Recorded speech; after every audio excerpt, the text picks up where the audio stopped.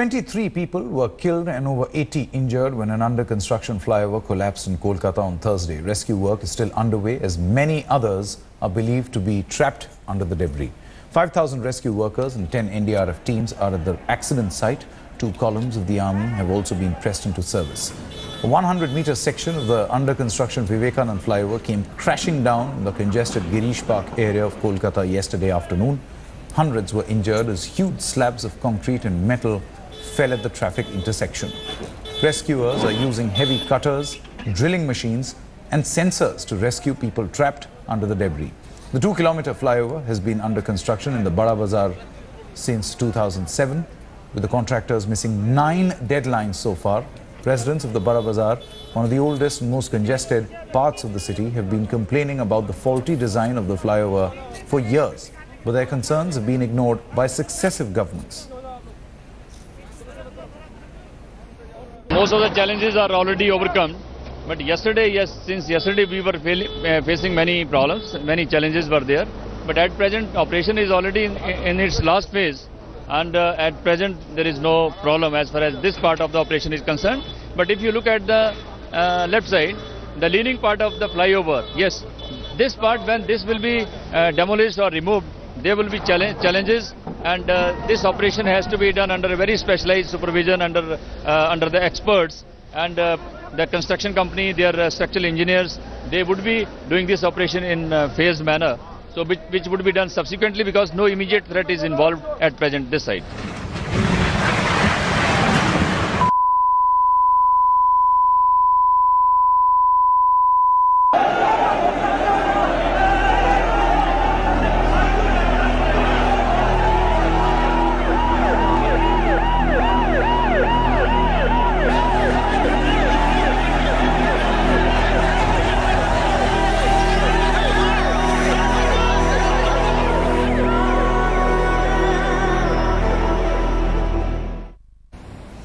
Absolute tragedy there. Let's go across to Manugya Loiwal, who is filing a live report at this moment. Manugya, what more can you tell us at this moment about the rescue and relief operations?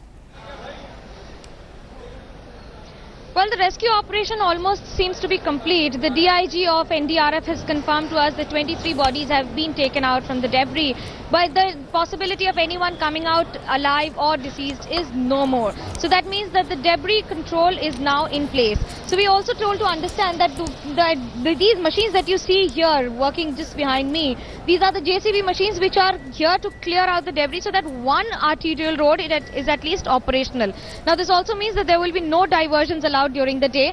The massive structure that you see behind me, which came down heavily yesterday, which collapsed yesterday, is the one that needs a lot of meticulous application of technicalities.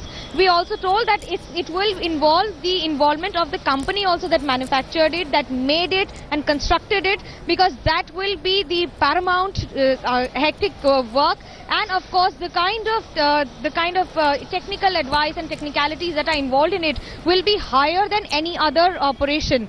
This, we are told, is beyond the periphery of NDRF and Army, because this needs removal of this structure, which is almost a permanent structure, and this would take quite a lot of time. We told to understand that it might take a few days also. So this entire structure, it took 7 years in construction, and now of course a few more days in its entire removal, because this is a redundant in structure now. This also means that it will not be utilized for any other purpose. And that's the reason why it needs to be dismantled, and it has to be done away with at the earliest. Absolutely. Now, we take a look at this aerial shot which you have sent us just a short while back. And this shot actually shows that this bridge is going or passing through a very narrow lane in Kolkata. This is the busy Bada Bazar area. It's crossing a very narrow lane, and that is why the bridge on its sides is almost touching the balconies or the houses of the residents who are staying there, and this was their principal objection. Manugya, when the debris is removed, when this permanent structure is removed, you are saying that it would require a lot of expertise. Would it be mandatory to make sure that people who are staying in these nearby buildings are also evacuated or removed, just in case, God forbid, something else were to happen? Well, say, Sanket, I put it this way, that the company who's made this infrastructure says it as an act of God. So dismantling it would perhaps be the act of man. That is for sure. That the company will have to be involved in it. The kind of people who stay on both sides of the streets, remember, it's a 100-year-old establishment. Bada Bazaar is one of the most crowded area and one of the biggest wholesale markets of not only the country but also the continent. Now this will give you an idea of the number and the density of population in this area. It will be extremely difficult to evacuate people for entire a stretch of few days. It would be extremely difficult to do that. But yes, there will be precautionary measures that need to be put in place so that no further damage is done to the nearby buildings. Remember, it took 7 years of construction, maybe 7 days of dismantling it would be required for sure. But understanding the kind of population that is involving this area, it would be extremely difficult to evacuate people for days together and dismantle this particular flyover. So we see a Herculean task not only for the authorities but also the technicians who will be involved in it now. Now, one question I wanted to ask you, because it's an election season there in West Bengal, and everything and anything that is going to happen will be seen through a political prism. Just a short while back, we spoke to Mr. Rahul Sinha of the BJP, who says that Mamata Banerjee allegedly was in a hurry to inaugurate this bridge, and that is why she forced people to expedite the process of construction, which could have led to this particular tragedy, as inferior quality products were actually used or equipment was used in constructing this flyover, which was already running late. It missed 9 deadlines. What has been the response of the TMC government? Well, Trinamool Congress government, who's been on the Twitter and the Facebook for every occasion, every reason and every season, had been mum for several hours after the tragedy yesterday. They only spoke after the Chief Minister arrived at the spot, where she was not only friendly with media, which is unlike her for past few days, but she also answered all the questions. But one of the questions when she answered, she clearly stated that it's not just about the documents that were not supplied by the company who has been working in this particular land for 5 years now, 7 years. But interestingly, she also said that they did not want to play politics over it. However, she was seen sitting with the governor for a while, holding a lot of interactions with a lot of people around and trying to understand their problems. Understanding the fact that Rahul Sinha is a candidate from the Joda Sako seat. Now this area falls under this seat and his office is just a few meters away from this. So his team and people were one of the first to help out those who were stuck here. And of course, you cannot deny that there is politics in everything that is happening, at least in this month of April and March. So you can imagine that the kind of impact it would have on the kind of voting percentage in this area, whether it would be in for Trinamool Congress or Bharatiya Janata Party, is immaterial. But the reality is that 23 people have lost their lives, 23 families have been directly affected, and hundreds of families have been indirectly affected due to this tragedy. More about this particular aspect. Was the bridge collapse a result of criminal negligence by the construction company or an act of God?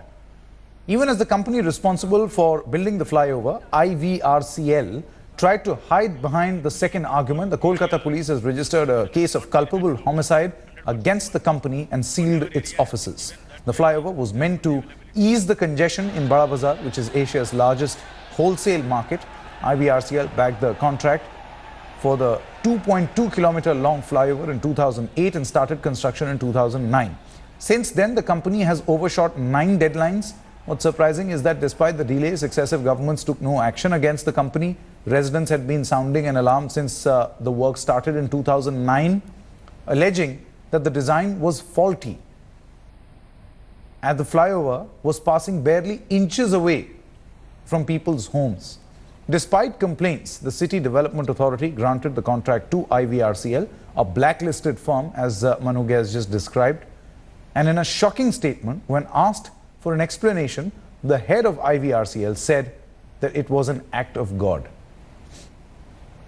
This particular job is given by the government of Calcutta to us, and we are doing this work.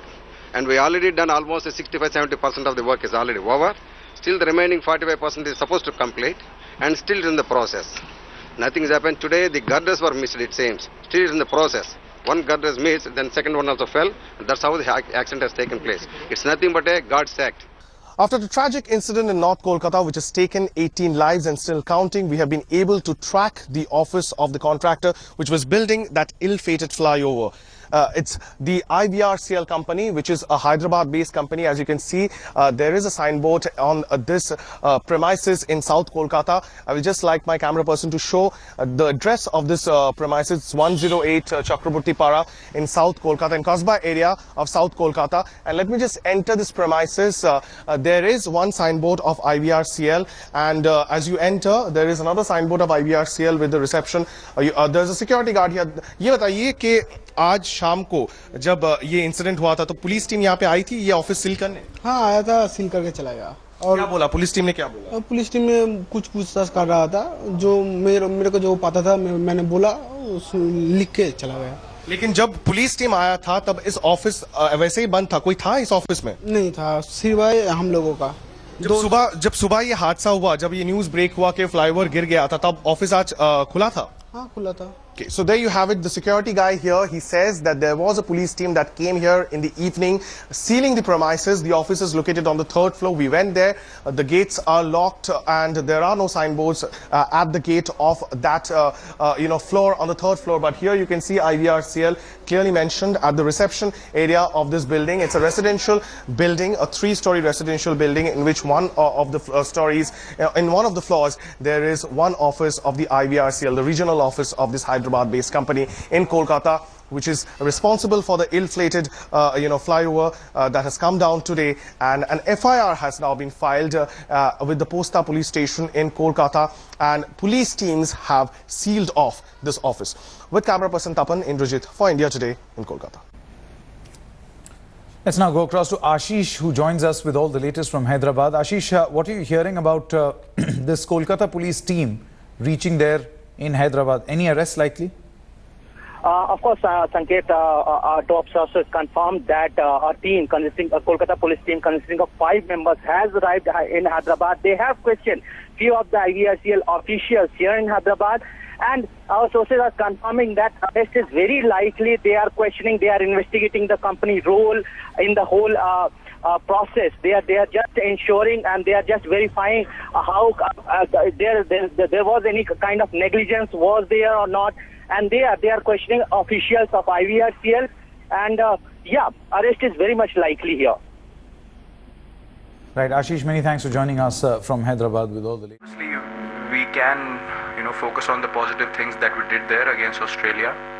We've got a very different team to those games that we played. We went through quite a few players throughout those 3 games.